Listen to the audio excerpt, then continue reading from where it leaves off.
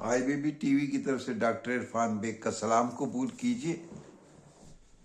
5 دسمبر 1923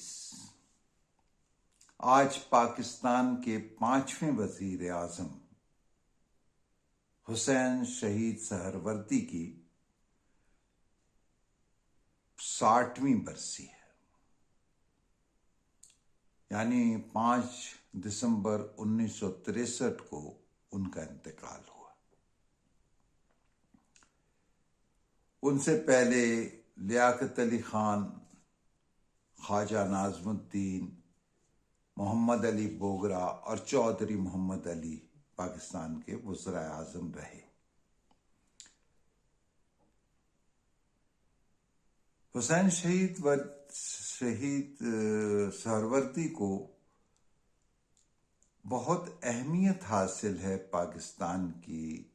ابتدائی سیاست اور پاکستان کے جو سیاسی معاملات ہیں وہ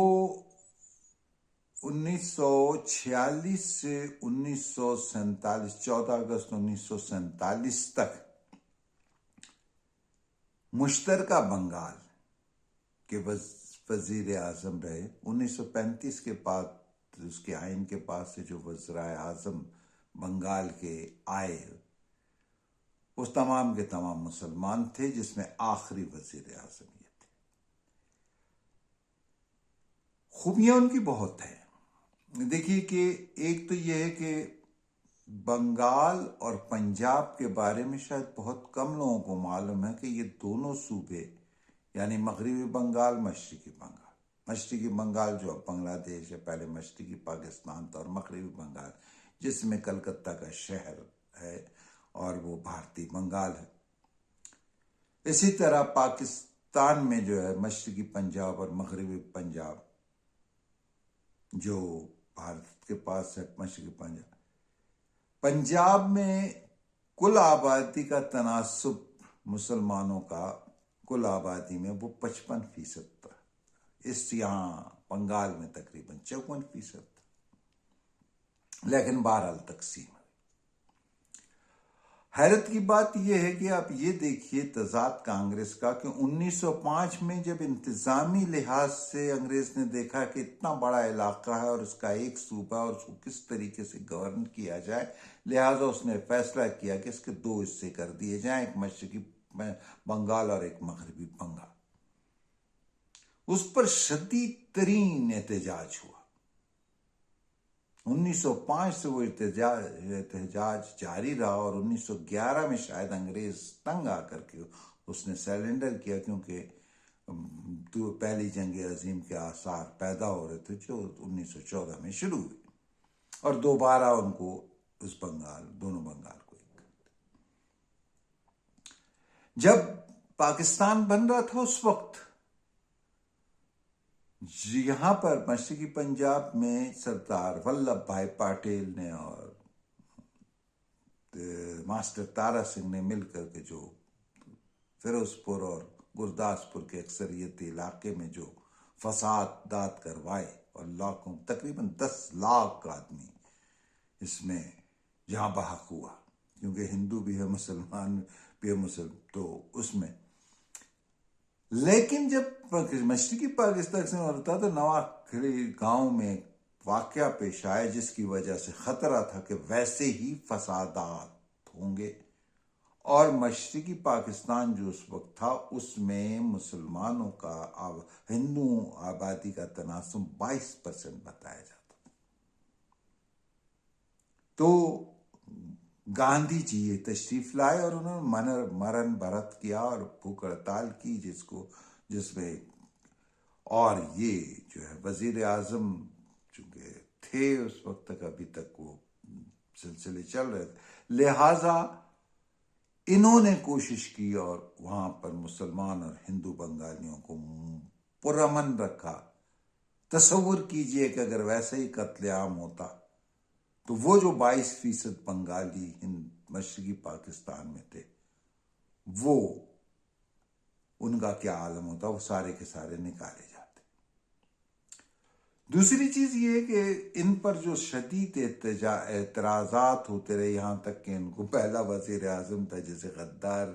ہونے کا وہ بھی دیا گیا، وہ یہ کہ یہ اسمبلی میں ان ہندو بنگالیوں کی بھی وکالت کرتے تھے جن کی بعض دفعہ مجموعی تعداد دونوں مشرقی اور مغربی پاکستان کے اس میں تناسب میں 15%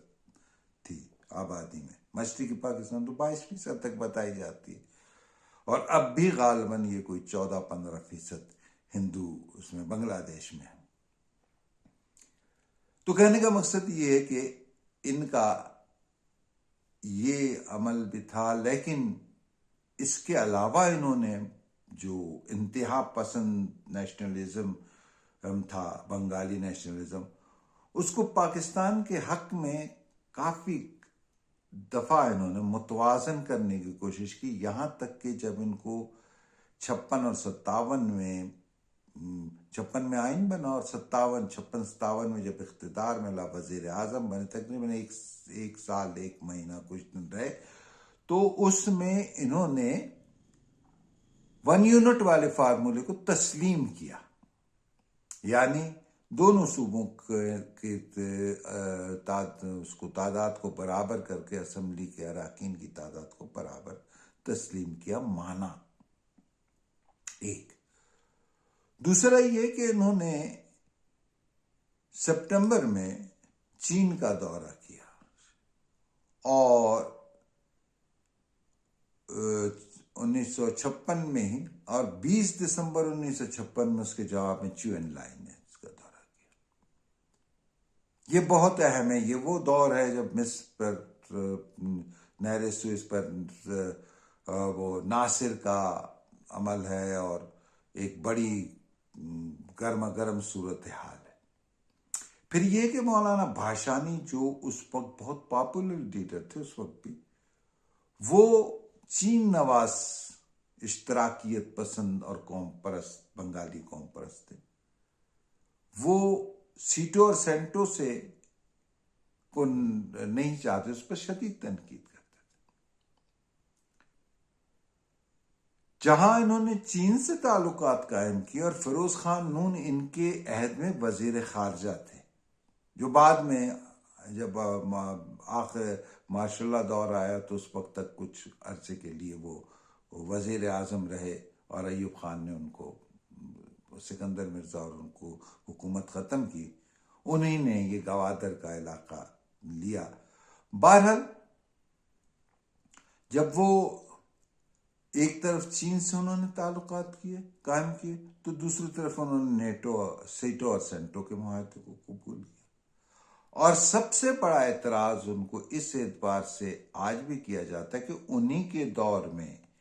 پشاور کے نزدیک بڑا بیر کے مقام پر امریکہ کو پہلی دفعہ پاکستان نے فوجی اڈا دیا، جہاں سے امریکہ کے U-2 جاسوسی جہاز اڑتے تھے، اور روس کے اہم تنصیبات جو ہے فوجی اس کی تصاویر لیتے تھے اور اس کو وہ کرتے تھے، اور اس نے ایک U-2 گرا دیا، اور پھر پیرس امن کانفرنس سے ہٹ گیا، اور پھر تو یہ ان کی وہ ہے۔ لیکن ایک آخری بات کرنے کے بعد میں اجازت چاہوں گا، وہ یہ کہ جب ایوب خان نے 1962 کا آئین بنا رہے تھے، تو کہا یہ جاتا ہے کہ انہوں نے ایوب خان سے رابطہ کیا اور کہا بھی ہم موجود ہیں، ہم سے بات کر لو، آئین بناتے وقت اس میں کچھ گنجائشیں رکھو، کیونکہ ہمارے بعد پھر شاید ایسا نہ ہو، لوگ ایسے نہ ہوں کہ جن سے پھر بات ہو سکے۔ بہرحال ایک بہت اہم شخصیت جس کا اپنا ایک زاویہ نظر تھا،